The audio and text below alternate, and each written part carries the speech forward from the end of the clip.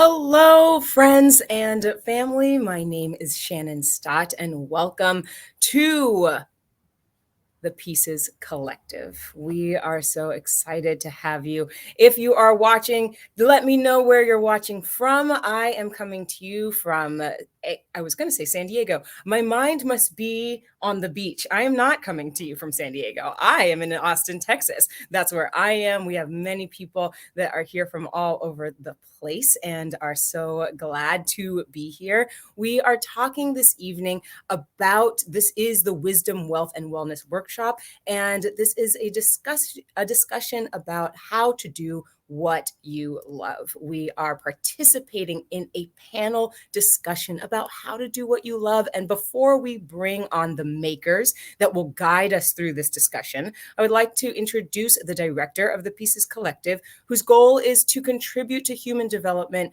through experiential learning, economics, and education through creating, which are all the reasons why we are gathered here today. So please welcome Ikrama Mohammed.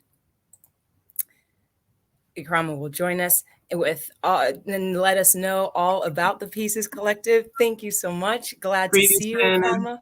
How are you? I'm so well. How are you? Thank you for gathering us today. Good. Happy to do so. Loving this weather we're having here in the Baltimore, Maryland area. But I wanted to thank everyone for joining us this evening. We look forward to this conversation. It's an important conversation because we all have the power and the ability to create. And it's not just in some of us, it is in each and every one of us. The Pieces Collective is a platform to give makers who do what they love the ability and the area to share their talent and their products. And you can visit us at thepiecescollective.org, where you can browse our handcrafted products such as soaps, bags, jewelry, exquisite jewelry, and all other types of things made with love and with care, with our own hands. In fact, we'll be displaying some new arrivals as we celebrate the joy of making from November 26th to January 1st. So a portion of the sales that at the Pieces Collective offset the cost of community programs and events such as the one you're attending tonight, the Wisdom, Wellness, and Wealth events. And the goal of these events is they're free, and we do them monthly, every third Wednesday. And the goal is to share information that helps raise our consciousness and awareness around the issues that are important to our community. We are a 501c3 nonprofit organization, so as we enter the traditional gift giving and festival season, we hope that you will consider supporting the Pieces Collective by visiting thepiecescollective.org and making a purchase or charitable donation. So what brings you joy? I am blessed to be able to do something that I love and something that brings me joy. But sometimes you have those days where, you feel a little tentative or maybe not sure, a little uncertain. And I'd like to just share something that I came across a while ago when I was feeling that way, and just maybe a little bit afraid to move forward to the next step on an idea that I had. So I'm just going to read this to us. It said, "Now is the perfect time to move forward on an idea that you recently conceived. The seed of potential has sprouted, and you are being called to take action and bring your intention to fruition. The skills, knowledge, and capabilities you have gathered along your life path have led you to where you are now. And whether or not you know it, you are ready to turn your ideas into reality. Establish a clear vision of what you will create and why, and that's most important, why you're creating it, before you act. This is your opportunity to bring your higher self in alignment with your day-to-day actions to create the future you most want." So tonight we are blessed with 5 guests who have done exactly that.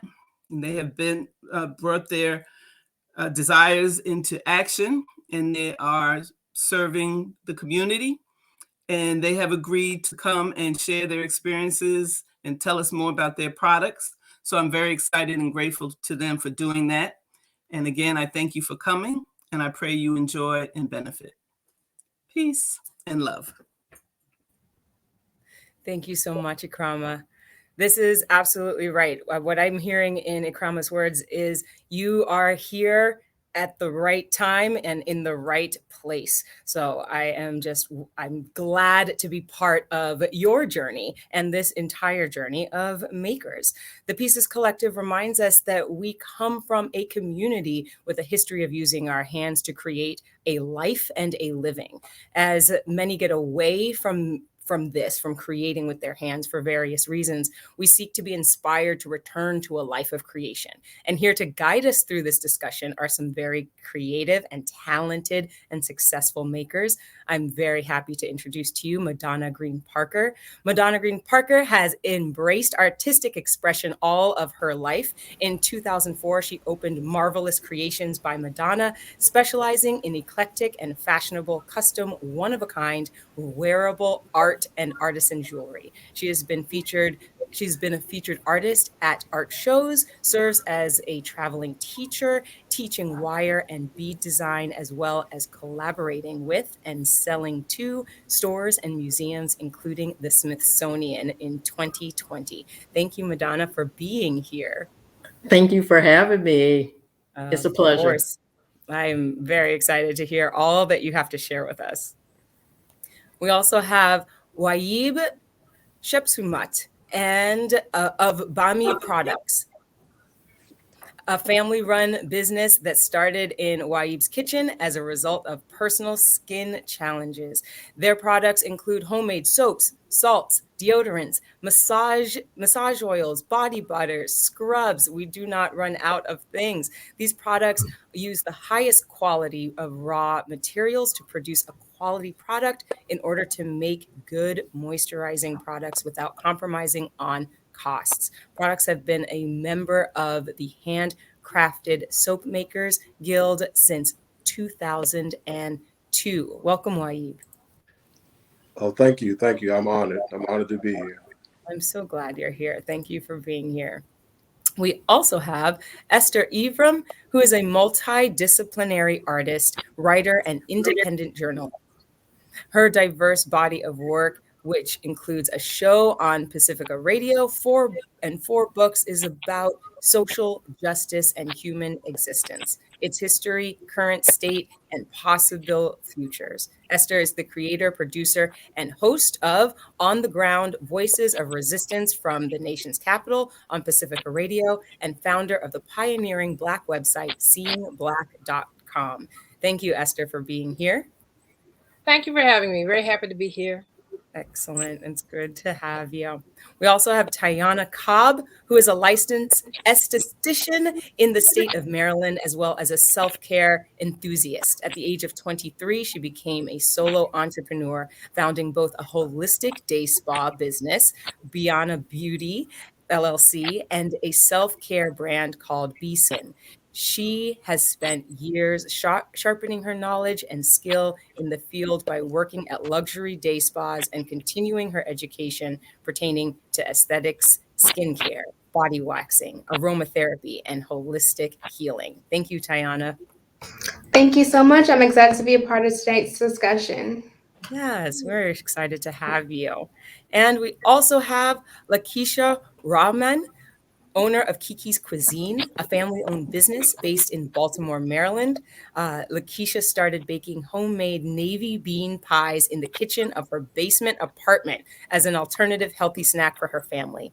They enjoyed it so much that once she started to share with close friends and family, she received more and more orders until she outgrew her kitchen in 2019, and Kiki's Cuisine was born. Kiki's Cuisine specializes in all things navy bean. Every dessert that they create uses the navy bean as one of its star ingredients and sells their desserts at local events and pop-up shops throughout the year. Thank you, Lakeisha, for being here. Thanks for having me. It's an honor.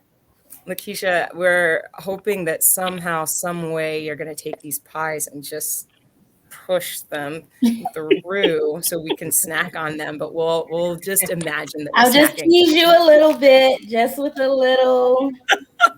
I wish it was computer smell able, but just imagine it's delicious. I promise you. I'm imagining it. I'm imagining it. So before we get right into just talking about everything that all of you do, what I want you, if you're watching this and you're right there by your computer on Facebook or on YouTube, I want you to think, especially if you're a maker or even if you're not a maker, I want you to think about something that you've created that failed. We're going to start right at the bottom. So something that you created that failed. And while you're typing that into the chat, I'm going to ask all the makers here, what is it? What was the first thing that you made that failed? And how did you overcome just continuing to move through? Because that'll break you sometimes. Madonna, I already feel like you have it in your mind. You know exactly what it is. So tell us a little bit about what did you make? What was the first thing that you made? Well, I'm a wire artist, and the first thing that I made that failed ended up in the end turning out to be a great thing. And I was trying to work with the aluminum wire, and I bent it, and I thought I had ruined it, but I didn't throw it away. And it's so funny because what we see as failure, other people may see as accomplishment. And someone saw it. I was trying to make a ring and I thought it looked terrible. And a person asked me if they could have it. And it ended up being a signature design. Now I've been making this ring style for years, but who would have thought? I wanted to throw it away. I thought it was terrible. That's amazing. So There's it's just a a simple deep design, lesson. but I laughed because the question actually caught me off guard. That's why I laughed. I'm like, oh my, I hadn't thought of that. So. No, there's a lesson in that. You said something really great, which is we can think of our failures as failures while other people see them as accomplishments. So we'll talk about that some more. Who else? Tiana, did you have something that failed? Yes, I can remember a time because when branding my business, I do a lot of my own photography and videos. So I spent all day recording content, and to me, it seemed as if it was just a big flop. The lighting wasn't right. It was just not a good look. But when I started to ask, family members, how did the end project come out? They said that it was a lot better than what I particularly thought it was. So again, like following what Madonna was saying, a lot of the things that we may think are not the greatest may be a gem piece to the next person. Mm-hmm. We're on a theme here. Esther, what do you think? Well, it kind of reminds me, what you asked kind of reminds me of a few notes I made, and I'll probably save most of that for later. But I wanted to kind of challenge us to not think of kind of like failure as a measurement, or or even finances as a measurement, because when you do what you love, just that process of doing is part of the accomplishment, and you learn something in that whole process. So I want to think about all the things I've done that haven't like made money, but they were important because they had a societal importance to me, or they had a community importance. They were important in terms of how they impacted people's lives. So I kind of want to think about, like, turn that around and not think about failure in the ways that society wants to put on us. So that's my 2 cents. I love that. And we'll come back around and start talking more about that. What about you, Aib? Well, I can't think of the first thing, but one thing that sticks out in my mind is that we would make a soap that just wouldn't form right, or just might be the ugliest thing, And so if a person, say like an Eastern market, would come by the stand quite often, they might notice every now and then we have a oop soap, So we might put that oop soap. It's not going to be wrapped or anything. and we're going to put a basket of Oop soap and we're going to discount it. It might be the ugliest soap ever, but people like it. Something that they can add on right on to whatever their original purchase is, and give them a chance to try another, something different. So, Excellent. And Lakeisha. Well, as a baker, we have a lot of oops because if you don't let that cake cool, then that's an oops coming out of the pan. So there are a lot of oops that we, like Esther said, you can turn those around so that they don't seem like you failed. You just repurpose them. But one thing that I'm working on now is my own crust. And it has been a repeated fail, I guess you could say. But in that, I'm learning different processes and just the persevering. So it's really not a fail because I'm not giving up. So I know that, you fail forward or you fall forward. So just continuing the process until we master it. So it's a lesson in the fail, so to speak. Excellent. Yeah, let's talk about this. Before we would jump in, I see people in the chat are doing all sorts of things. They really want to hear what you all have to say. Some of them are moving from YouTube to Facebook, and they're doing all of it. So just in case that if you are watching and you're in the chat, one, use the chat to talk to the panelists because they want to answer your questions. And two, what we're talking about is rebranding this word failure, this idea of, especially as a maker, this idea that what we have made is a failure, and how can we take that and turn it on its head. So I'd love just to start this conversation off with that, and we can talk. You can start us off, Esther, a little bit about how we can look at the things that we are making and how we think about them. How we think about them, period, because we want to rebrand this concept of failure. So how do we do that? Well, I think we can do it in a number of ways. I think that the way I think a bit about it, first of all, is the fact that, as you mentioned, I think in your intro, it's almost unusual for people to make things now. It's sometimes easier to just grab cheaply made clothing, from a discount store, or to grab a takeout instead of making our own food, even sometimes. And so much in society is instant and ready made by other people. But I just kind of think that if we can just appreciate the fact that we can make things with our hands, first of all, that's very important. The other thing is the fact that when I look at it in terms of the capitalist society that we live in, and more so this neoliberal model that wants to put a value on everything, a value even on like interpersonal relationships, and a value. And we came here as a people with a value put on us as our bodies, right? And we want to kind of get away from that. I want to think about the fact that to do something that you love is almost like a call for like self-emancipation, to kind of get away from this model that wants to put a monetary value on everything that we do, and wants to therefore put a value on us and in some way because of that. So that's the second thing. And because just that process of doing something you love, even if you're not making money, let's put the money aside for a second. The fact that you can get away from whatever your 9 to 5 might be, if you have one, your family obligations that you have children, you have a spouse, or you have parents who's taking care of elders, and the fact that you can carve out enough space to do something you love is a real victory.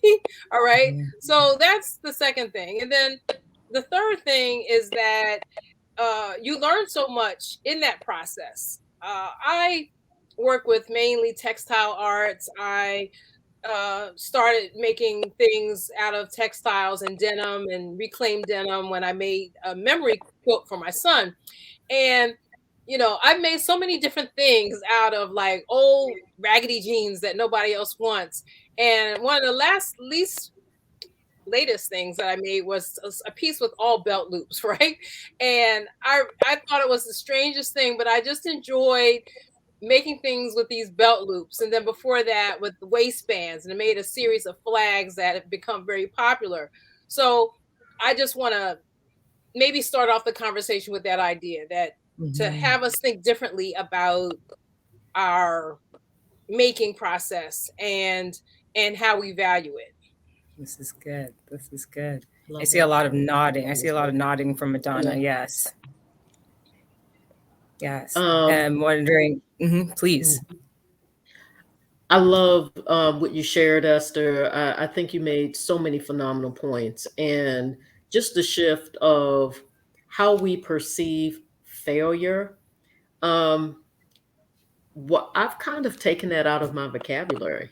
I think if you continue to strive to learn and to grow in whatever you're doing that you love to do, you haven't failed. You've truly succeeded. You may not have the result right away that you want. I had to stop focusing on the instant gratification all the time and measuring myself based off of what someone else may have accomplished, if that makes sense. So now I just continue to try to grow. If I don't get the result that I'm looking for, okay, well, what do I need to do to get that result? Maybe I need to work a little bit harder. Maybe I need to make an adjustment to a technique.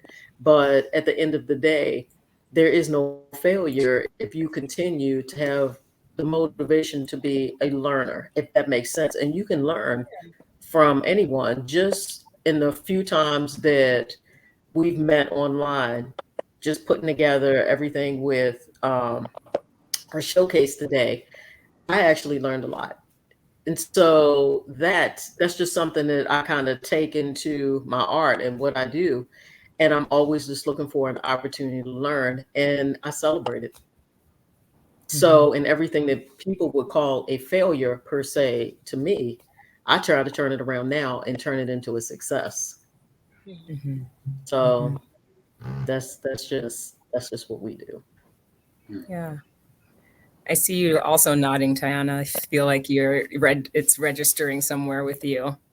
Yes, it's kind of funny because I actually just made like a post on my Instagram, kind of similar to the discussion we're having right now, about my business. And I was basically saying how this is something that I have the luxury of doing.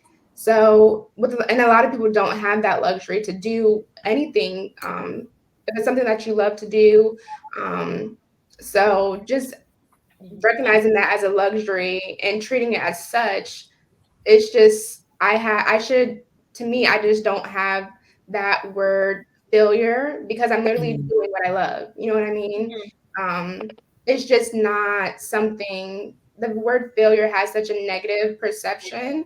So with me having the luxury to do what it is that I want to do, having that blessing to wake up every day, helping the next person, there's no failure in that, regardless if I'm making a dime or not. There's days where I have fully booked clients. There's days where I'm just, sitting at the computer creating content, or I'm just, worrying about what's coming next. But just being by me having the opportunity to wake up doing what I love, there's just no failure in that type of lifestyle at all. So that's how I try to navigate it and think about it every day to keep me pushing.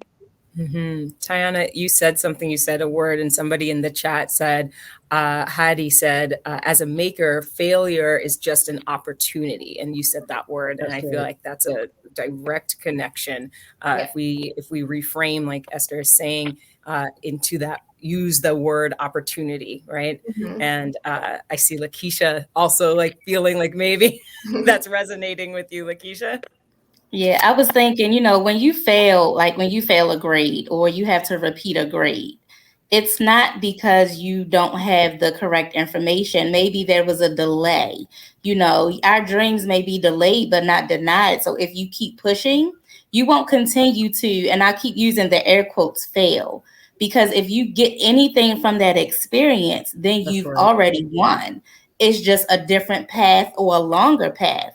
But there is no failure, and we can't measure our level of success based on what other people see as success.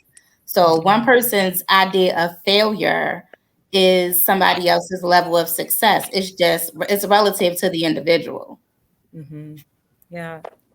I want to know, Waib, you were talking about taking this. It was such a nice concrete example. You said you called them oops soaps. Yes. Right? And we tried this idea of trying something and still presenting it. There's a level of vulnerability that goes into that. Can you talk about that a little bit? Yeah, sure. Well, I mean, just doing what we do so many things, and you have to think about it's it's a blessing to be able to do the things that we do. To make soap or to make butter, or even some of the other things that we do. I do a lot of things with my hands, so I'll try all kinds of things. I've made mirrors. I've made bathtub trays. And doing different artwork, and I love working with my hands. Right. Um, so it's an honor to be able to do the different things that we do. And I like what Esther was saying about putting a monetary value on things. And I always struggle with that when I do make something. Like, how much do I charge for it? And also get the same thing that Madonna was talking about. Somebody's looking at it differently. I'm looking at it like, okay, it's not perfect, and I can't put it out. And then I got people saying, hey, I want that. I want it is really nice. And so I'm honored to be able to do the things that I do, but also, instead of having a monetary value, what's the value for myself? What does it do for the community? What's the purpose? So what's our purpose for what we're doing? And sometimes you have to look past the monetary value, or even the oopses, and the slight failures, and the different changes that you go through. Sometimes you have to look through all of that, and just remember what your purpose is. And just stay on purpose. It's really it could be challenging, but in the end, it's very rewarding. Well, I want to stay on this conversation that you've brought up. Can we all talk a little bit about the value, what you're putting into the product, right? That value of what is it worth to the world, what you're putting into the product, and how that meets the value, the monetary value of the price tag that you put on it. Can you all talk about how you actually, for the makers that are out there wondering, how do you go about putting that price tag on whatever it is? Where does that price tag come from? I guess I'll start because this past weekend, actually, I had my first pop-up shop. As mentioned in my introduction, I am a spa owner, but I also just recently embarked on a new business as well, which is a self-care brand. And we had our first pop-up this past weekend, which went amazing. But I actually had an individual come up to me and mention that they wouldn't pay for my product because of the size. And in my head, I just kind of thought a little bit of like disappointment and discouragement. But people don't really know what goes on like behind the scenes. So with me and that brand, how I price my things is based on the cost of the cosmetic chemist. Cosmetic chemist is a huge investment if you want to have your products in good shelf life standing and all that type of stuff. I also base it on the price of the packaging itself, the labels, the shipping, and all the little ingredients that go in behind the scenes. So all of that for me and my business, that is accounted for. The hours that are put, the long hours that are put in when I have to sit here and package everything, fill the orders myself. The time that it takes for me to travel to have to go to shipping, and all of those things are accounted for with my brand and the self-care and body care brands. So that's how I do my pricing. And I know from a customer standpoint, they don't really see that. They just see the product and it's in a container. But when I actually think about it, everything that I put into it reflects in my pricing. And yeah, so that's what I do personally.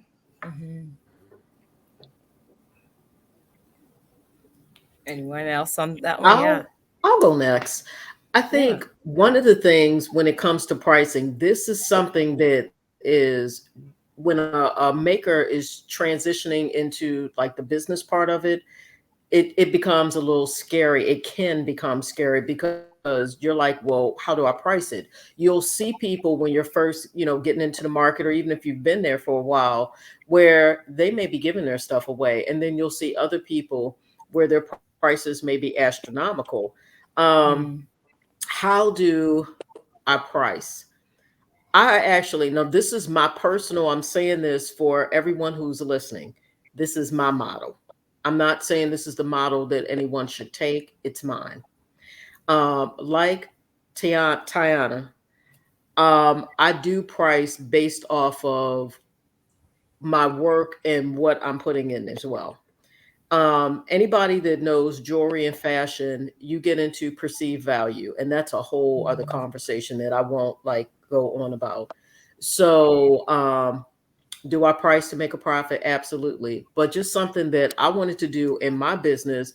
I'm a designer, but I don't necessarily charge quite as much as other designers charge, because I want my market to be able to afford my products, if that makes sense. So it's important to me that a middle class working person, male or female, would be able to come and buy my products. Is it possibly as cheap as somebody selling something like 5 or 6 dollars on the street? Absolutely not.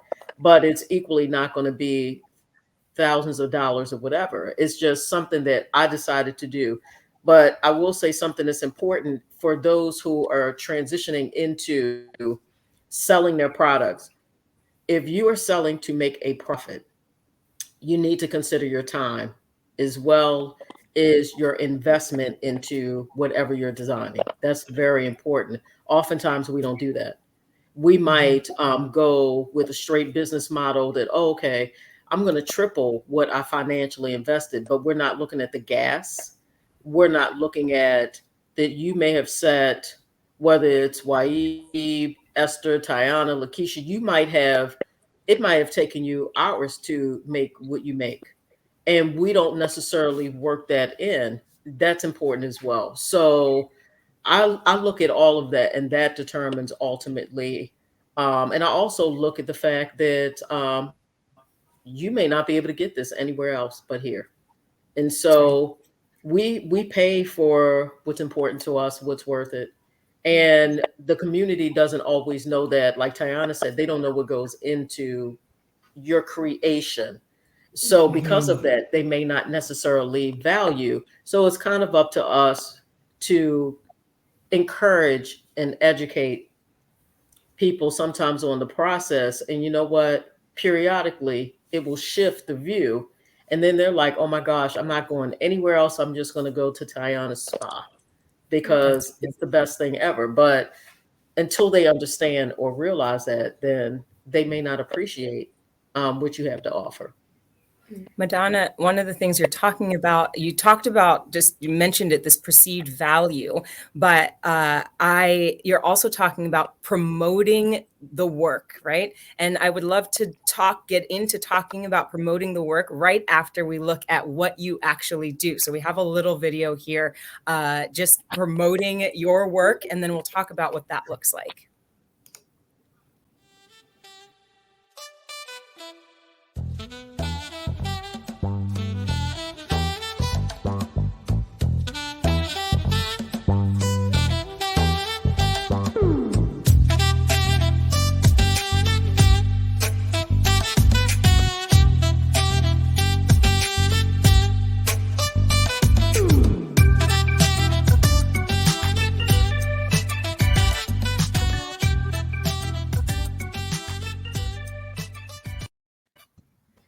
Perfect. Yay. This is so great. This is so great. So we have this comment. This is so great because it's just meshing. So we have this comment from Amy who says, I think if you sell online, you really have to get good at taking photos of your products so the quality shows through. My photos and presentation skills are a work in progress, and I'm always looking to learn more. So we can take that idea of taking photos, talking about your brand and all of that, and get into this question of promotion, finding how do you, all of you, go about promoting your work? Actually, I'll go. oh, you can go. Yes, ma'am. Well, like in my intro, I do a lot of pop-ups. And pre-COVID, we did a lot of samples because when you are offering people beans, they are not the most excited. So there has to be a way to give people, like, encourage people to just try it. Once they try, and I do a really good job at pop-ups with presentation so that it looks very inviting and people want to come over and at least see what we have to offer. Once I get them over there and I let them like smell what's on the table, then it's a wrap. Once somebody tastes it, I know they're gonna enjoy it. But just getting them to try something that has beans in it that's supposed to be a dessert is very trying. So as we moved into COVID, we started to do more pop-ups this summer with the farmers markets. And what I decided to do was give a little sample in a cup of different things. So most people know the pie, but they aren't so enthused with buying cake that has beans in it. So I would offer them a sample just so they can take home. And I sold so many cake jars every other week because I've given them those samples that they didn't necessarily have to try on the spot, but they came back looking for those. So it's just, I mean, with food, it's really like you have to give something, somebody something tangible so that they can try right there on the spot in order to win them over. Yeah, That's so absolutely. good. Mhm. So, Esther, okay. or yeah, Oh, Madonna, please. um, to piggyback on what Lakeisha said, one of the things that I started doing early on is I do at times, I give jewelry away at times. Um, that's just me. It makes people feel good. One of the biggest and most important things in my business is I want people to leave feeling different than the way they came. You know, folks are going through a lot in life and you don't always know. So I just want them to have an experience. And usually, somewhere, again, just my business model, it's worked for me. I will usually give at least one thing away per event. It's not gonna hurt me. That one person that you may share something, it could be something small, it could be a ring that I gave to a child. But you know what usually happens? Those people will come back and talk about your business because Mhm. often they're buying you. And that's something that I think we have to really take the time to think about. It's almost the difference between I go to Walmart out of necessity, but if I can afford to, I'm going to Nordstrom because it's the whole experience. And that's something that's actually it's important. If somebody walks away and they're happy, they're going to talk about it. They're going to talk about the way you made them feel. They're going to talk about your shop. The presentation is really important. Also, they're going to share. That is one of the biggest ways where I've promoted my business. It's been through other people. And then the other thing is if you're in fashion, and I am talking to folks out there, or you're in the arts, please wear your stuff because a lot of times we us designers, you design, you're a maker, you tell people what you do. The first thing they say is, "Oh, but you don't have anything on." Please, by all means, you are the biggest promoter. Sometimes we speak the loudest just off of what we present. So if you're wearing your jewelry or your clothing or whatever it is, you know what? People will appreciate it. And many times they'll buy it off of you, or sometimes I'll donate it. And again, people will promote. So I tend to be somewhat relational. That has worked for me between wearing my jewelry and my customers. It has blessed me because I haven't had to do these major campaigns like other people have. They actually do it for us. Very cool. Yeah. I'm seeing you nod, Esther. I'm seeing it. Oh, I was just listening to what you were saying. I was still actually on the whole issue around like what you put into your art and or your what you make, and I guess that's connected to promotion in a way. I have sometimes joked that I'm like the worst promoter in the world. um and that's because let me put it this way. So I do three things. Okay, so I do this radio show podcast. I am a writer, and I've you know published about 4 books, and then I do visual arts, what I talked about with the textiles, right? So of all those three things, I guess the most that I promote is the radio show podcast, because it's in the arena of media.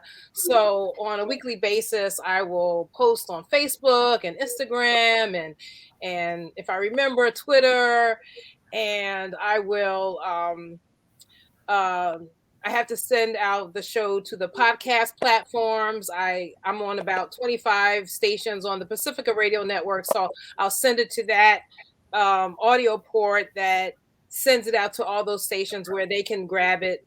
So I have to be in a kind of promotion and distribution mode for the show, but it's not really promotion per se, right? And the media space is just so different from when I started as a journalist. So a lot of what we do is for free, kind of, you know what I mean? Like, you have to kind of build your own um, business or organization as a journalist almost. And so that's what I've done.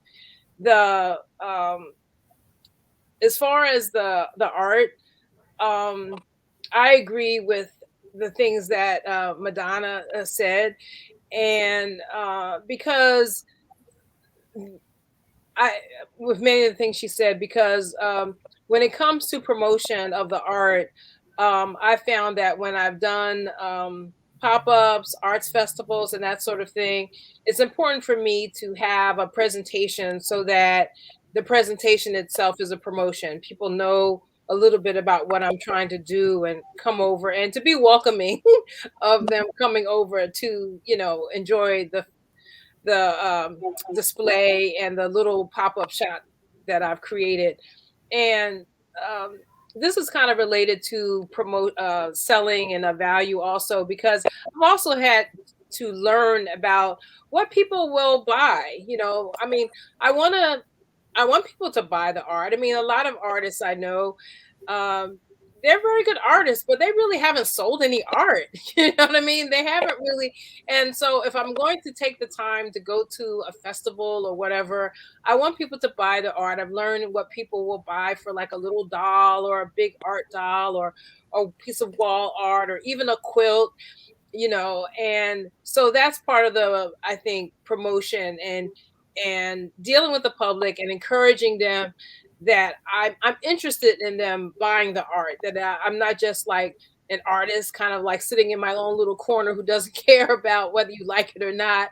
I want people to like the art. I want people to respond to it and buy it. So I've had to figure out how to price things so that people will to know what people will pay for something. And the reason I do that is because I don't want a whole storage full of art. At some point I was like, get like kind of almost like a clearance situation so that I can move on. It also helped me as an artist to move on to make new things, knowing that I've kind of sold all the other things. You know what I mean? Right. I don't want, yeah. So it kind of clears me, and clears my head so that I know that not only did people respond to it and love it, but that it kind of frees me up in my mind to like create new things, and move to a different space. And we're talking about a lot of different types of art right here, right? So Lakeisha, your art is the things that you bake, and we have soap with YE, we have wires, and we have the dolls and the quilts, and we're moving into some self-care, Tiana, like as far as the things that you promote. And I want to talk about, for everyone, how we use self-care. But before we do that, Tiana, I would love to play your video so that we can just like, get in the mood for this part of that conversation. So let's see that.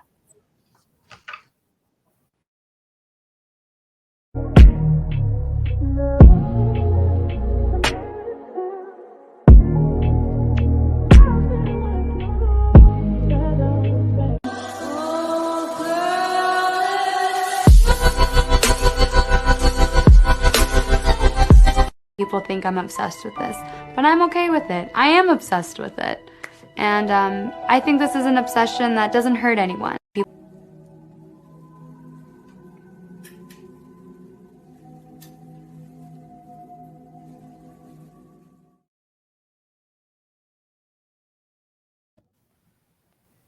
Perfect. Yes, yes, yes, yes, yes, yes, yes, yes, yes, yes. So as we are talking about self-care, the reason I want to talk about it is all of you are makers, all of you are running your own business. And how is it that you take care of yourself in doing it? Because from whatever in the morning to whenever in the nighttime, you're working for yourself. You are the product. So Tiana, just talk to us about what you do and how you take care of yourself as well. Okay. So, ways that I incorporate self care with my busy 24/7 schedule is I love showers. I like my bath times. I like my shower times. If I can get it in after a late night at 2 o'clock in the morning, 3 o'clock in the morning, that's just my time. I need everybody to leave me alone. Let me just get my shower. And that's just something, I don't know if it's like the water is something that is like very healing to me. So whenever I can get a chance to get like in the shower, go to the beach, anything like that that has to do with water or sunlight, take a walk, be in nature. The weather has been really nice this fall. If I can just take a walk around the neighborhood for maybe just an hour, that's one of my self-cares. It may not be like a luxury, spa day, but it's what, I'm able to do in my short amount of time that I have to cater to myself. So I do try to prioritize that because sometimes if I just indulge into my business for too long, I just lose sight of, why I'm doing this, like why I have a self-care brand in the first place is for people to prioritize and just make time for themselves because that's important too. Like making sure that your household is together is important, but also the household can't stay, together if you're not there together all the way mentally as well. So I'm very, very huge on making sure you are one in your peace and your mental state, just everything just comes all together full circle. So you can just be that breath of fresh air to help the next person and heal the next person or just be an inspiration to the next person as well. Absolutely. We talk a lot about self-care as women, right? But I'm wondering, Waib, what do you do to take care of yourself? Encourage the men that are watching to do the same. And what do you do? Yeah, well, I do the same thing. I work 28 hours a day. Is it 28 hours in a day? I'm not sure. But, but no, a lot of times I just like to really just, take in nature. If I could get out, that walk thing is resonating with me. If I could just pull away and just, just relax in nature, maybe do some meditation and stuff like that. That is really my getaway. But more so than that, I try to control my environment as far as my work goes. We hit on a lot of different things. We talked about the value. We talked about one thing that was resonating with me is like on the spiritual level, it's we talk about things happen on the spiritual level before they happen in the physical. So then people never really know what goes into what you do.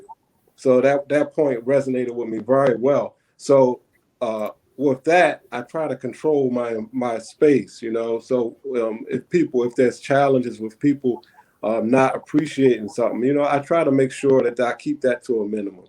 And so whatever challenges that I can't accomplish in a amount of time, I try not to stress myself. I try to control things and do what I can do, and then just be patient with myself. And that allows me to utilize my time when I do get away. That allows me to utilize that time a lot more. What's the word? It just allows me to utilize that time more precisely, and just, that small window of time can make so much difference in my day. As long as I'm doing the things that I need to and not pressuring myself with work, I just learn to let go. Yeah, I want to just give you all a little bit of self care and say that we have some just lovely comments, things like marvelous creations, yes, and I love your beads I bought from you in Raleigh, and Right. things like Lakeisha, I'm on your site right Wow. now, yum. So just giving you all some knowledge that people are watching and reflecting back the self care that is needed. I'm wondering about this. So we're talking a little bit about self-care, but I want to get into some business things. And I want to know, how did you all raise funds for your business? Talk to the makers out there who are struggling with figuring out how to raise funds for the business that they're trying to get off the ground. Before we leave self-care, can I just say three things really quick? Please. One is I've been really either advised by a member of the Pieces Collective, actually Charlene Muhammad, to care about our sleep, the amount of sleep we get, Yes. and even though I violate the rule, but just being conscious of it, trying to pull myself back to what I know is right. You know what I mean? Because I will skimp on myself. I heard somebody talking about two and 3 in the morning. I've been there, but you don't need to be up, right? You need to be Exactly. sleeping, right? So getting enough sleep. I think they say 7.5, and I've told myself many times, "Oh, I'm good with 5." Hey, really? If you can get that 7.5, that is just so important. The other thing is that have health insurance. I know it might seem really like common, but a lot of us don't have health insurance, and many of us are living in states where we do have, we may not have like a really high income. We can get extended Medicaid. You can get, you can, do what you need to do to make sure you have health insurance, and it's not a pride thing or whatever. Make sure you have health insurance, and I'm saying that for real, like it's very important.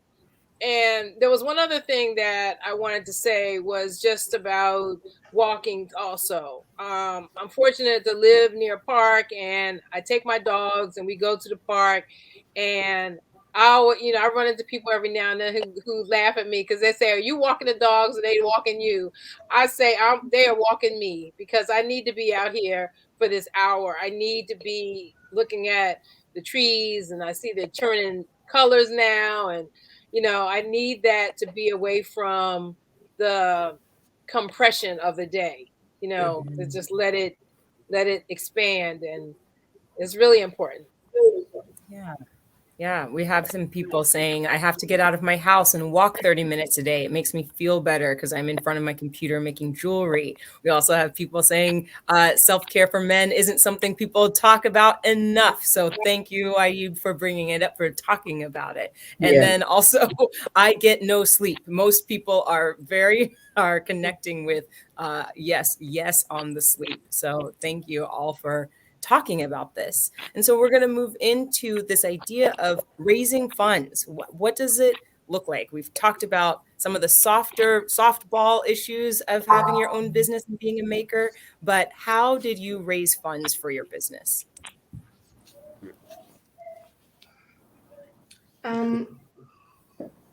Well, honestly speaking, when I first started, a lot, I want to say probably like 80% is just, my own personal out of pocket money to help fund. I know a lot of banks for like business loans, they like to see business established for at least 3 to 5 years with the threshold income before they even think to give out a loan. So, I want to say in the beginning stages, and even sometimes right now, it's a lot of myself having to come up with funds, and maybe asking family members to do a personal fund like through the family and have like a payment system or something like that. Because as small businesses, it is a little bit difficult if you don't have, a certain amount of cash up front, or you haven't been in business for that long, to get a good startup financing for a business. So a lot of the time, and I'm not sure if it's for everyone else, but I know for me personally, it's a lot of out-of-pocket expense for my own personal, income, and a lot of faith, and just continuing to network and grow and get my business out there to have, hopefully within the next couple of years, to make profit, and everything won't go in vain. I saw Lakeisha. Yeah. Yeah, I was gonna say, yeah, we came out of pocket for the beginning, and then I do a lot of community events. So I was able to meet someone from Kiva, which is it's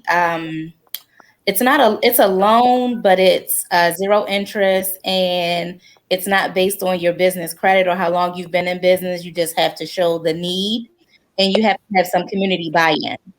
So what you do is we had community that would donate to our campaign. And once they saw that we had the backing of our community, then they gave us an additional, or they matched whatever the community was able to donate. Um, Other than that, we haven't had any funding or even qualify for any funding. So our business basically pays for itself. Um, yeah, whatever we get, we flip back into the business for now. I have to be honest, the same for my business as well. My husband and I have funded the majority of it. The one thing I'll say, 'cause I know I'm talking more to artists, we're a special breed. If you love yarn, we want to buy every ball of yarn that exists. We don't need to do that because you're not going to.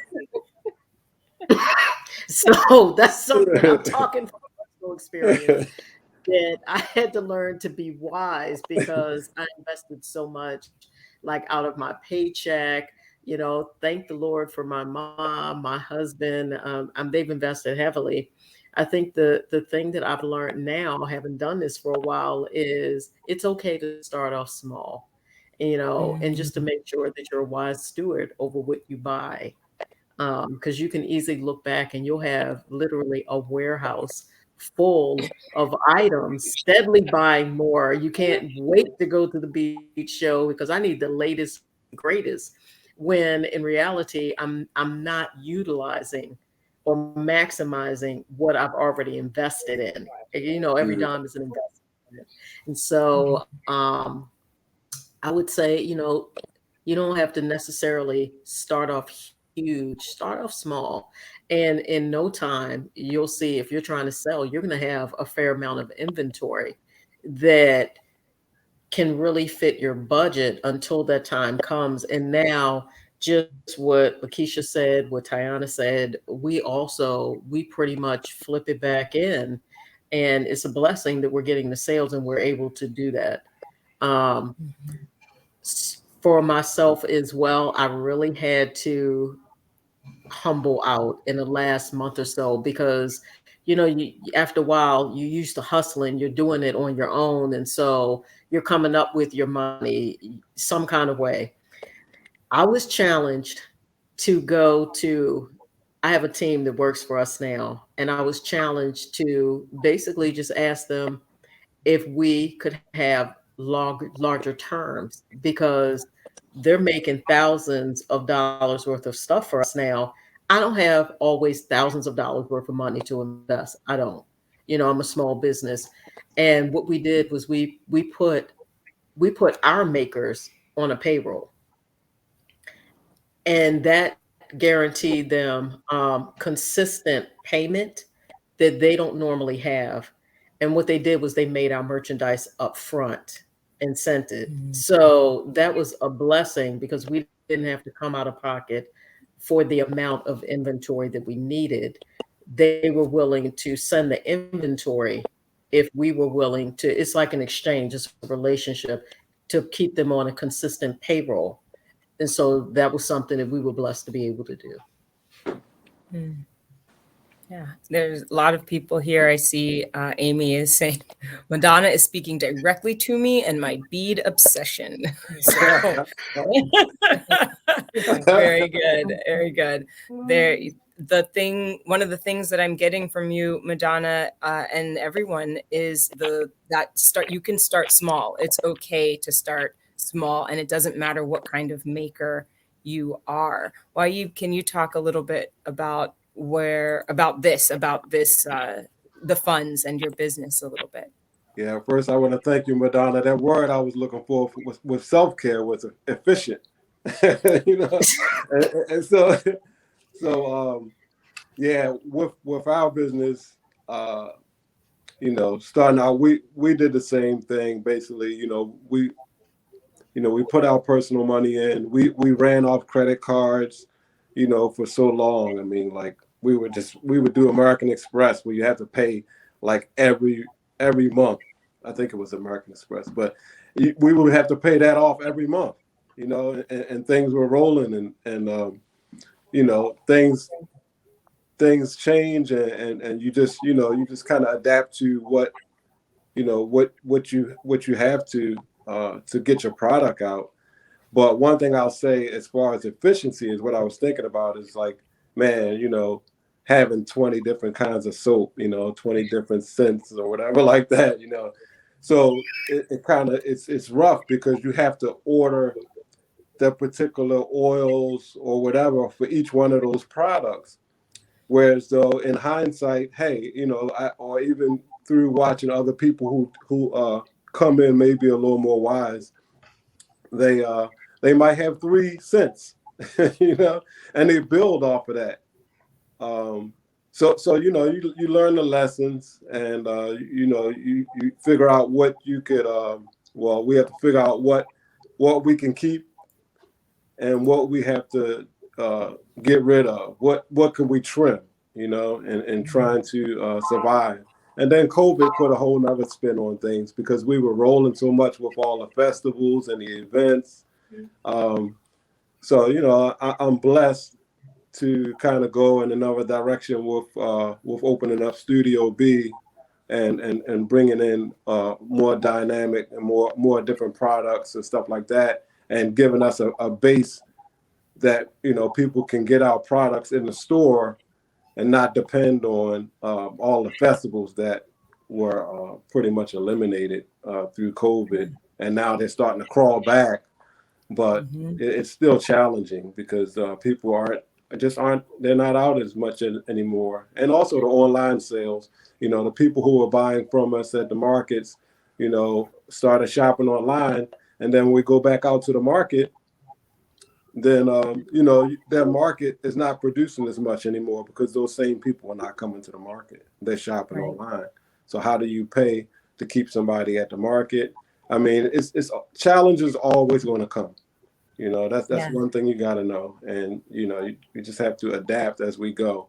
But that goes back to the value that we put in what we're doing. Are we going to be here to service those customers, or we're going to be a fly by night, Right. Well, you're talking, you hit on it. What we're going to do is we're going to show your video, and then we're going to fly right into what you're already talking about, which is, yes, COVID hit and things changed. And I want to know how each of you stays motivated with or without COVID, right? How do you stay motivated throughout the day to day? So let's show your video and what you do, and we'll get into that.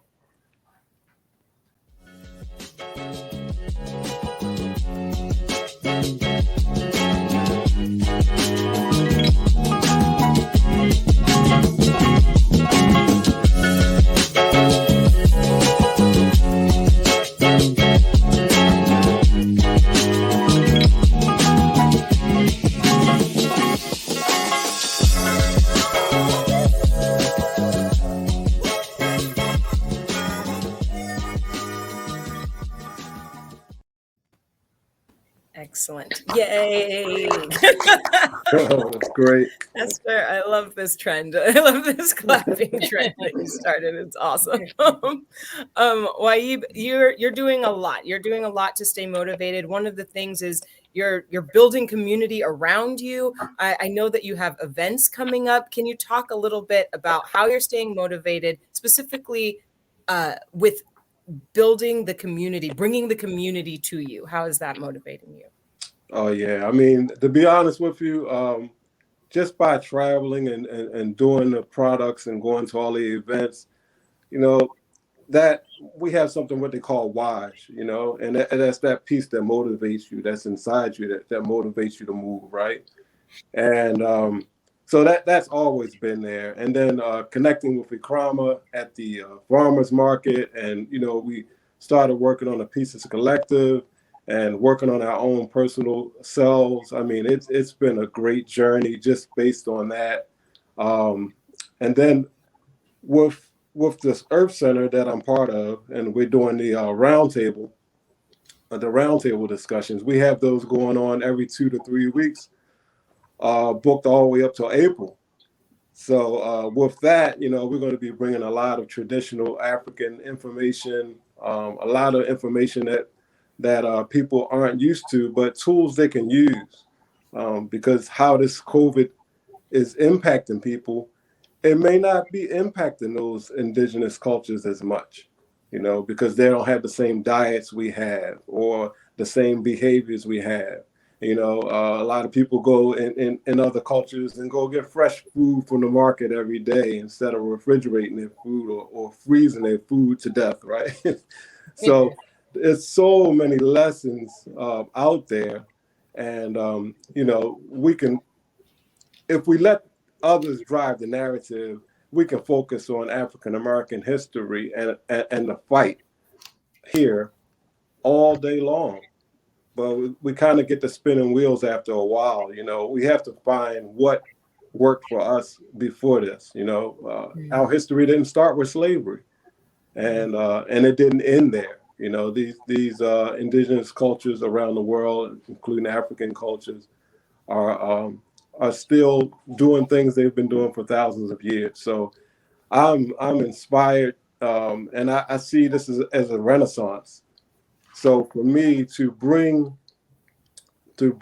different arts and culture, and I mean, people come together for all different reasons. You talk about self-care. It could be people going to the juice bar, trying to better themselves just by getting particular juice, or any kind of information that they're bringing to themselves to, you know, just to better themselves. And being where we are is like an intersection for all different kinds of genres and cultures of self-care in a sense. So I'm just, you know, I'm honored to be a part of that. So, you know, like I said, this is a renaissance. You know, the information that people have never even heard before. I'm so honored to be a part of that. You know, Yeah. so yeah. Yeah. We're talking about staying motivated. If you're joining us, if you're just joining us, we're talking about staying motivated as a maker in this time. And Esther, I feel like you have, I feel it in my soul that you have things to add to what Waib is talking about. Oh, absolutely. I think that I have to stay motivated as a journalist and a writer in general, because the calling is, it's really a calling. And it's really to put out information and truth in a time when most corporate media is putting out lies and spin and just garbage.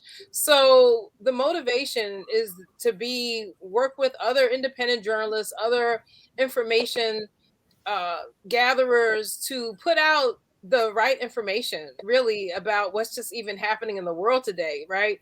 So that's part of it, you know, as a journalist, to stay motivated, because I mean, you know, I talk about sleep earlier, and the fact is that the night before the show, I get very little sleep. Very often, I don't go to sleep because I have to have the show ready at 10 in the morning, and I'm putting it together myself. I don't have a different audio engineer, sound editor. So, but those hours putting it together are very motivating for me, because I get excited, like, wow, no one's heard these voices, for example, from the global south, talking about the environmental exploitation, degradation that people in the global south are experiencing from these multinational corporations. At the COP26 that just finished up in Glasgow, Scotland. So, for example, if I know I'm putting on the air something that people have not heard about, what is the United States doing in Ethiopia right now? Why is the sovereign government of Ethiopia not being respected in terms of, these incursions by the U.S. and these other capitalist countries trying to destroy Ethiopia? So, so when it comes to journalism, when it comes to doing the show, my motivation is really just putting the truth out on a weekly basis and working with other people to get that information out. I guess the same thing for being a writer. Some of the art projects that I've done, the most recent one that I was doing around Olokun of the galaxy, it was really about water is life. It was really about honoring the oceans, the rivers that are being polluted, and kind of talking about this through an African spirit that is governing the deepest part of the ocean, which is the realm where our ancestors, so many of them perished during the transatlantic slave trade. So I am trying through art, through writing, through audio, podcast, radio, to put information out. And that's a big motivation for me. It's very motivating. At this point in my life, I don't really see the point in kind of, just like that is what I'm trying to do, and that is motivation enough for me. And That's good. We are talking a little bit about so we're looking, the motivation is like the now, the present, and the future. And I want to ask all of you, and Lakeisha, if you could take this, like, looking back. So we've been sort of here, looking forward, looking back. What is the first thing you think you should have done before launching your business? If you were talking to people who you are talking to people who are watching, and they're wondering, what is the first thing I should do if I'm starting my business?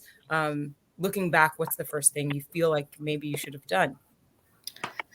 I go back and forth with this only because there's a traditional question. I mean, a traditional answer. And then there's the spirit answer. And the traditional answer would be, I should have started with a business plan so that we could get like funding when COVID hit and all of that, so that we could qualify to have all of your books in order. But the spiritual answer is to go from your gut, like follow your gut, and not let other people kind of define the path that you should take.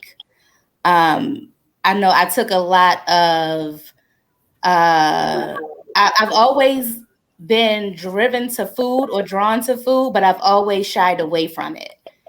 And letting people tell me that I should do this or I should do that, or it should be this and that, and not following my heart and saying, no, this is how I want to present my product. I think it kind of hindered or stunted my growth in the beginning, because I never saw it as a business. I saw it as a way to give my children something healthy, and to transition to business, not being business savvy. I probably depended on the wrong people initially to kind of guide me through. But so I would say the traditional answer is to have your accountant, like your bail, all your bail, your everybody that you need on your team, and to have a business plan and to have all your ducks in a row when you begin. But the best answer would be to follow your spirit and your intuition and what your soul is telling you to do. This is good. This is good. Madonna, I see you nodding. I love what she shared. I thought that was great. Personally, if I had to go back, the one thing that I needed to do was just kind of think through a little bit more When I first started, I was moving straight out of artist mode. It was the emotion of it, but I didn't have a plan. And the first time I left corporate America, we had a corporate buyout, and the economy was different. And my business was doing really well. It was young. And I thought, I don't need a corporate America. Screw this. I'm out of here. And I left, and literally the economy changed. It was right after 9/11. Well, pre 9/11, the economy was very different. And then life happened. And I hadn't thought anything through. When life just didn't happen quite the way I had planned it, and I wasn't making the money anymore, I didn't have a backup plan. I didn't have a plan B. I didn't have a C. Shortly after that, I was in a car accident. I didn't have a plan. And I think when the next time came, I can't say I had all the ducks in a row. I did do exactly what Lakeisha said. It was the gut. I knew when it was time to go. But I did have more of like a mental plan on what to do or what I wanted to do. And I also had vested, like I started looking at it more, not just as a hobby that I wanted to make this money, but I started really looking at it more as a business and being a little bit more intentional, and investing in myself. Just in short, you were talking about like kind of moving forward and looking back, but also in COVID. And I will just say, in short, for myself and my husband, we became more intentional. Um, we really started looking at some things, and there's some things that we're doing today that were birthed, truthfully, for us out of tragedy. But we became much more intentional about the way that we moved and how what we wanted to do. And I started looking at it and investing the way I would if I was working for someone else and if I was in corporate America. And I will tell you that that was a whole shift, mentally for me, and it worked. It really worked. So Yeah, we're still talking uh, about this. Looking back, what would be the first thing you quote unquote should have done? I'm wondering, Tiana, what do you have? Do you have an idea of what you might have done differently? Um, I think for me, following what Miss Lakeisha said, that business plan, having that as a thought, it wasn't really until this year that I actually had that thought and executed that. Definitely looking back, if I kind of would have started with that, um, the whole process of starting a business would have been just a little bit more easier and less stressful when it came to the finance part of things. Um, and then as well, just, you know, being okay with the trial and error Yeah. phase of things. I know for myself, I know I'm a very hard critic. I like things how I like things. I like it to be as perfect as possible.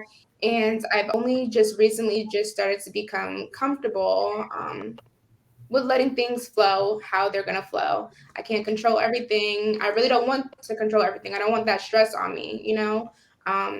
Just really being okay with letting things flow how they flow and using that to my advantage if something doesn't turn out right. Learning from that, what are some of the things that I can learn and make better for the next time? Using everything as a learning experience instead of thinking it like, as we were talking about earlier, when we started, the failure. Just using everything that you go through each phase as a learning experience and not being so hard on myself, because that takes a huge toll. You can't be so hard on yourself when you're making products or doing things for other people. So you don't want them to think that. So try not to think that, for yourself or for myself. So I think those are the two things looking back that I would have changed or would have done differently. Definitely the business plan and just enjoying the process of being, a business owner and not being so critical on myself. Yeah. I'm wondering for all of you, this idea. So we talked about what you might have done looking back, starting the business. You had the idea, and now we're going with it. I'm wondering, can you all talk a little bit about how you knew your idea was a good one? Where like what made you flip into, okay, I have something here. Well, speaking on my spa business first, Mhm. when people started to book like 2 to 3 months out for me, that was huge for me because that meant that they enjoyed their service so much they wanted to get in their next slot before dates were even released, and it was a possibility that I could potentially be booked up and they would have to wait longer. So when people started to book further out, that was a big okay. This is good. I'm doing something right. Um, and then for my self-care brand, the Be Skin, that is still something that is relatively new for me. But I mentioned that I had a pop-up.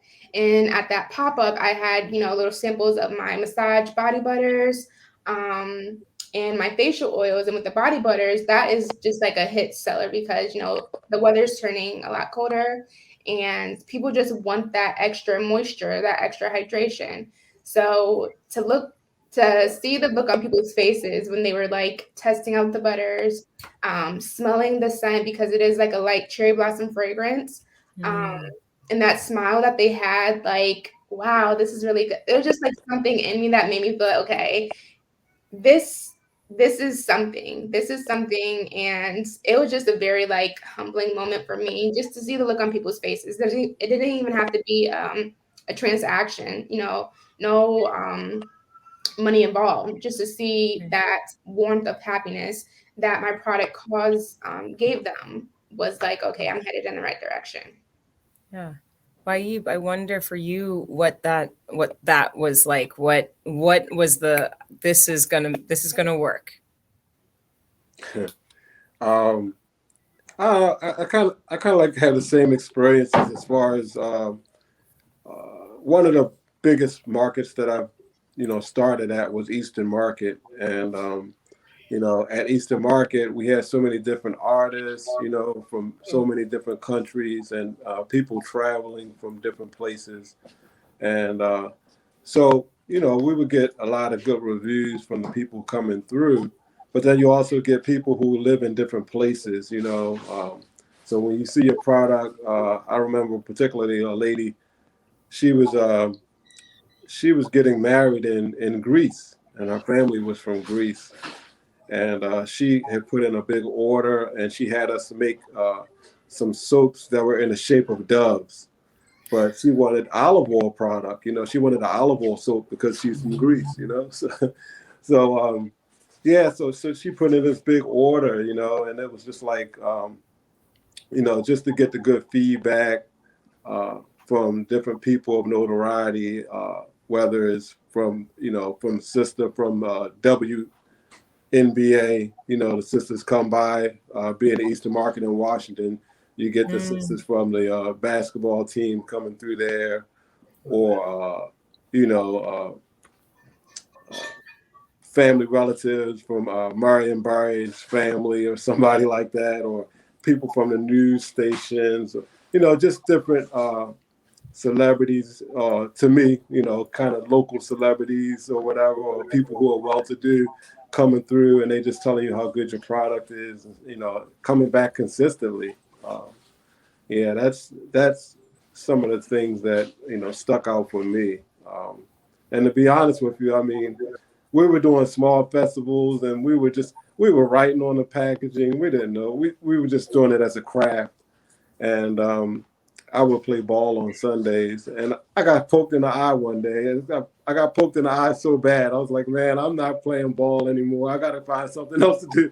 And that's how I really started the Eastern Market. So it's like, you know, I was like, man, I'm going to check this market out. Somebody told me about, Oh my and goodness. from there, I was like, man, this is what I've been missing. You know, this is great. And I'm meeting brothers from the continent. I met a brother from Mali, a brother from Kenya. I met all these brothers. And the next thing you know, we're doing vending. We're going to different places. We went to Chicago, South Carolina. We go to different places vending. I mean, it's an amazing journey. So, you know, I don't know about the failure part, but whatever we do, like we have these experiences, you know. You could say the spirit or our ancestors, you know, however you put it. Like you make these connections with these different people, and even if you say if I were to think looking back, what I would do different, I would make better of those connections that I've made because I've met so many people, so many great and inspiring people, you know, and it's just so it's been an amazing journey just based upon that. And so whatever happens next, it doesn't really matter. You know, it's like, okay, I'm full. You know, I'm full. Good. Yeah. Yes, you're full. You're full. We all of us right now are filling up with this information. It's very good. I know, Esther, you have to leave very shortly, and I want to be sure that you leave us with your wisdom. So as you were talking to the makers who are watching, give them the things that you wish you had heard. Oh, wow. Well, I wanted to talk about something that that it's really about allowing yourself to continue to evolve and to be open to that. The thing about, I guess, starting my life as an artist, it was really first as a poet, as a journalist, because the visual arts came in the last decade. And I remember I had an intern, several years back, who said to me, "Wow, that's a really strange combination, a poet and a journalist." And I think that I've always had this um, situation where I realize that in this society, especially when it comes to something creative, you're supposed to just do one thing, right? People are only happy with you doing one thing. Like, okay, so in order to make it and to make a name for yourself, you have to do that one thing and just do that one thing well, right? And the thing is, if you have it in your mind and that's how you want to kind of climb through society and make a name for yourself, you may cut yourself off from other opportunities or other ways of using your brain, I call it, right?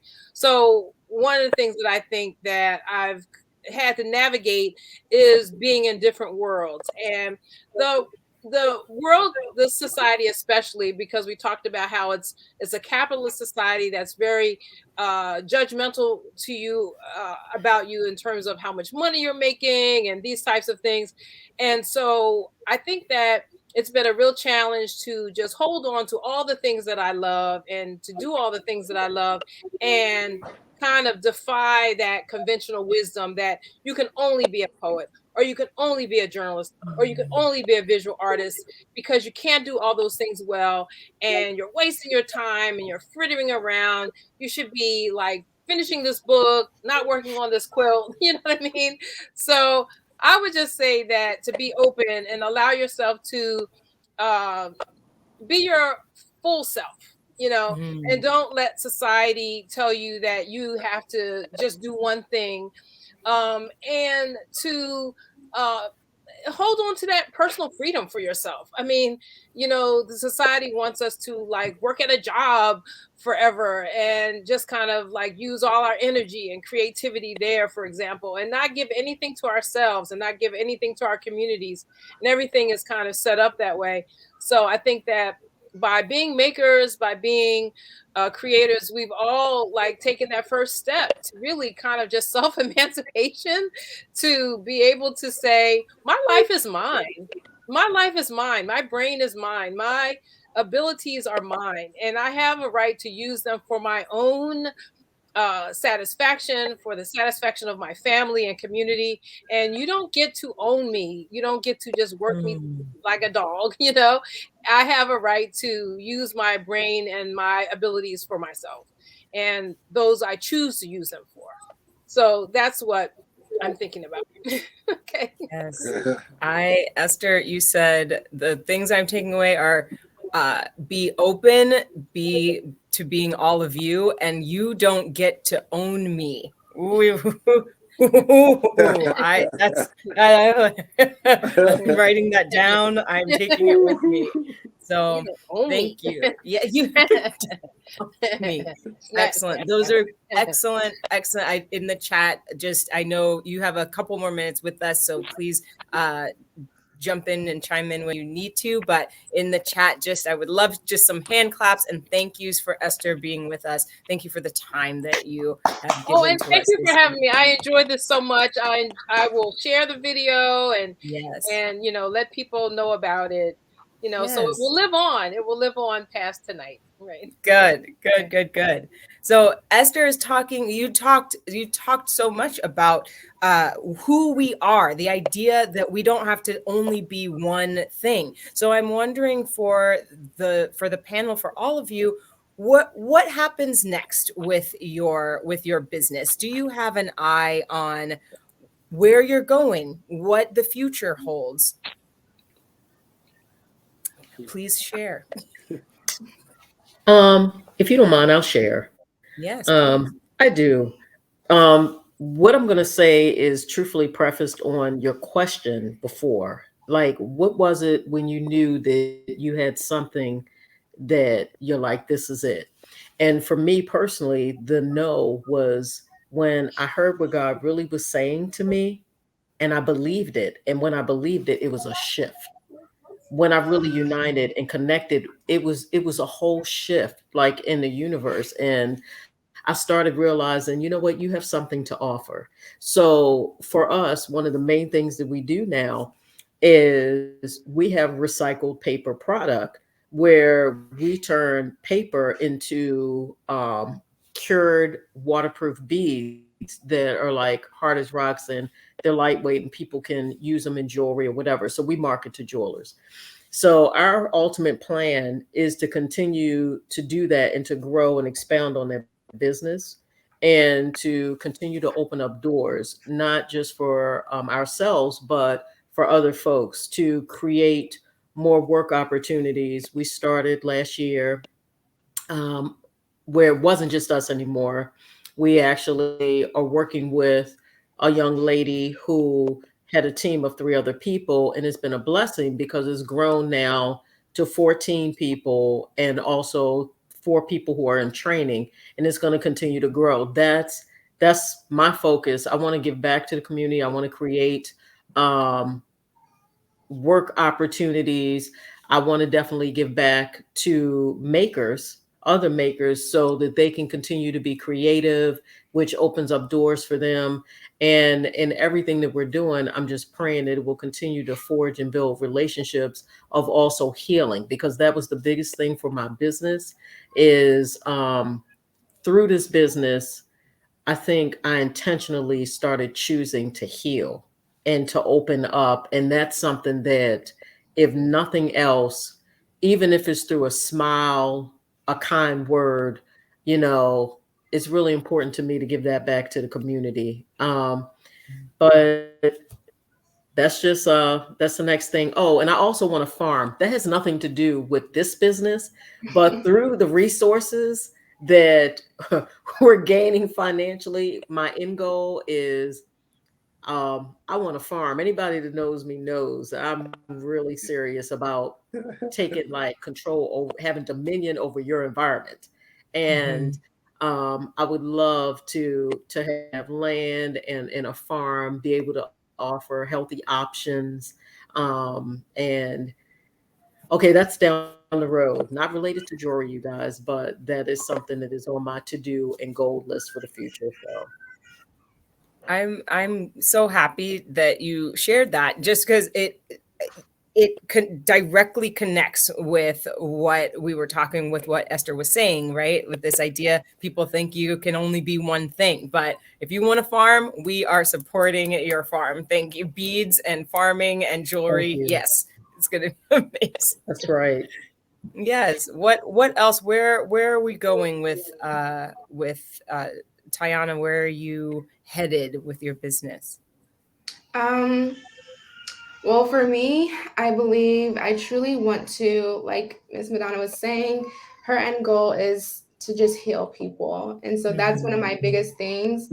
One of my like catchphrases is to provide internal and external healing. So internally, when people come into the spa, it's just like some type of form of release for them. They can come in, they can listen to whatever music that calms them, they can talk if they want to talk, vent if they want to vent, whatever that 60 or 90 minute they want to use for it, it's there, and I'm here to, help in any way, shape, or form that I can. Um, and then with the skincare, the external part, I like to enhance people's beauties, internal beauties already. So internal, external healing is, my thing. So I would love to go on like a tour, probably statewide, and then hopefully like outside of the states. But I would love to go on a tour in the different states to do like pop-ups or even something similar to what we're doing right now, just having conversation. There's so much power in just talking to someone. You don't know who you can heal just by having, a conversation with someone. We don't know what people go through behind closed doors, and just being that listening ear or just sharing your own experiences and testimonies and being that voice can help so many people. And I have seen that firsthand just with only being in business for 2 years, the amount of healing that I have, helped people endure. So that is one of my biggest things that I would like to reach in the near future, going on like different statewide tours. First starting off like in the DMV area, seeing how that goes, and if the progression picks up, I just want to keep going further down south, up north, and just take it wherever I can take it, and be a blessing to whoever I can be a blessing to. Amazing. Ayib, same question. Just where are you going? What does the future hold for you and your business? Mm-hmm. Yeah, I think we see a common thread here. Yep. As far as people who, a lot of artists and people who do this kind of work, they see a need for healing in the community. And I'm no different. There's much, there's healing that I've done for myself, and healing that I'm working on for myself. And so I want to continue to move forward on my own personal journey, continue to heal and continue to grow. But also I want to facilitate healing to the community in different ways. I mean, it happens in so many different ways. And that's why I kind of say, like, we're all connected to this renaissance. I just happen to be in a position to bring some very, very good information, very unusual information through these roundtable discussions. Mm-hmm. But also as an apprentice healer, I want to also continue to build on that journey, though it's a slow process for myself. I've really learned a lot, dealing with physical, spiritual, energetic healing.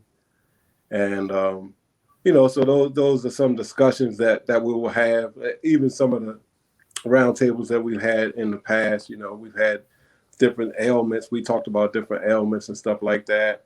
Or we could talk about the different truths. So this weekend, we're going to have in the roundtable, it's going to be called Egypt, Sudan, and the Kemetic Legacy. And I'll just give a little hint that Egypt is not a place, but the colonizer has told us part of the conspiracy is that it is a place, but it really is about the rising spirit. And so that is a big part of the article we're going to be discussing. And that in itself, just to get those truths and to understand how things were set up before we came into this situation that we're in these days, how things were set up, and give us a more refreshing outlook on life, even through COVID. Those things. I know a lot of people have suffered loss of loved ones and everything through COVID. but at the same time, there's so many things that we can do for ourselves that could give us, you know, a real refreshing look at life, even through all of these things. You know, so that's the goal for me. Would you mind saying just one more time the title and the date and time of your event? Sure. It's going to be a roundtable discussion. It's called Egypt, Sudan, and the Kemetic Legacy. And it's at 2:00, Saturday, November 20th, this coming Saturday at Studio B, 2429 St. Paul Street. And it's also going to be online, and we'll see if we can get that link up. Excellent, excellent. And Lakeisha, will you tell us where you are going? Where are you headed with your wonderful pies and cakes and business and life? Yeah, I guess the theme is healing, because that's what everyone's mentioned, and I'll build on that as well. We want to open a cafe. Our ultimate goal is to open a cafe, but the cafe is going to be in the inner city, in the neighborhoods that have been forgotten about, and we want to hire youth who are struggling to survive or who don't have mentors, who don't see a way out, so that we can show them the art of business. And we want to introduce the navy bean in different aspects. It's not just used for dessert. We use it in a soup. You can use it in patties. You can use it in everything. And the nutritional value is amazing. It's a very small bean, but it has a lot of nutritional value. And we want to introduce that to those neighborhoods who eat ramen noodles most of the time and hot Cheetos and things like that, to show that there is an alternative that tastes good and it's better for you, and they deserve that as well. So that's our ultimate goal, is to have a cafe and bring it into the inner city with people who are in a food desert, who don't get to experience the best of what the world has to offer. Absolutely. Thank you so much. Yes, all of it. Yes, all of this to you, to all of you. Friends and family, those on screen and those off screen, we have come to the end of this amazing discussion. Madonna, Wahib, Lakeisha, and Tayana, thank you so very much for being here, present, and sharing your journeys and your struggles and your futures with us, so other people can learn from you. So just round of applause to each and every one of you, and great blessings. Thank you. You have heard it. You heard it here first, folks. Everyone, it is for your healing. I hope that you in the chat have been healed by this experience and inspired, if you are a maker, and if you're not a maker, to become a maker, if you are a maker, to continue these wisdom, wellness, and wealth events. This is the second to last one. We've got one more coming up. So if you enjoyed this one, please join us for the next one, which is the end of the year celebration, where we are going to be online and embracing the power of community, featuring all of the makers here at the Pieces Collective. It's on Wednesday, December 15th, 2021. I want to thank you again, all of you panelists, for being here. Thank you, Akrama. Thank you, Karen, for bringing all of this together. Yes. And yes. And then obviously, thank you to all of you who have joined us, because these happen because you are here. So we will see you next time, Wednesday, December 15th. Mark your calendars at the Pieces Collective for wisdom, wellness, and wealth. Thank you for joining us this evening. Good night. Good night. Good night.